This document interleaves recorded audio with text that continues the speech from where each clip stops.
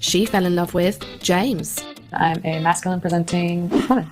And I am a feminine presenting straight man. We don't look like how they want us to look. In high school, I was like this full straight, like almost hyper masculine version of myself, where like I was still one of the girls.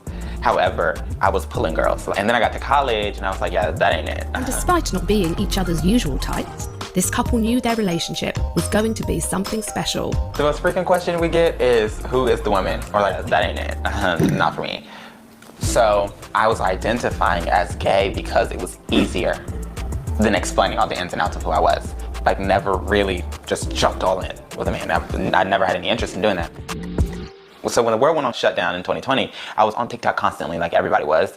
And I was like, oh my God, these TikTok lesbians are so fine. So that's like the first time I was exposed to like masculinity through a woman. I miss you. How was your plate? I'm hungry. Hi. Mary does the cooking. Yes. I have cooked. One time. I cooked for Valentine's Day. Yes. And it was bomb.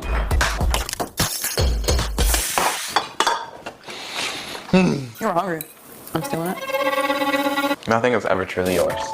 I'm glad that we're eating now because I feel like we would have had to wait a long time at night. We don't follow the regular status quo. What is right about this relationship? For anyone who has a problem with it, what do you see as wrong as it relates to even current social expectations around gender roles? This is the process of conversion from a false identity to an identity that is natural to each individual person. In order for this to work and for a person to actually grow in their human development, there are 3 conditions that must be met. The first is that you must be your most authentic self, as you are today, and you must be able to make friends and be able to maintain friends. Second, once you have identified someone who you would like to be in an exclusive relationship and they share that mutual desire, you must then release any conditions around the expectations of other individuals or couples and how they choose to present or express themselves.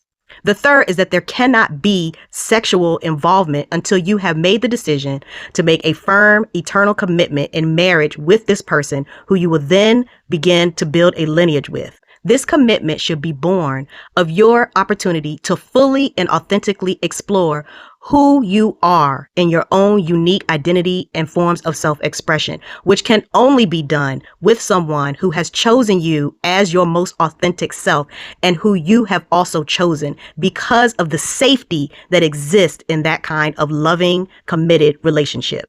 Does that make sense? Is it clear?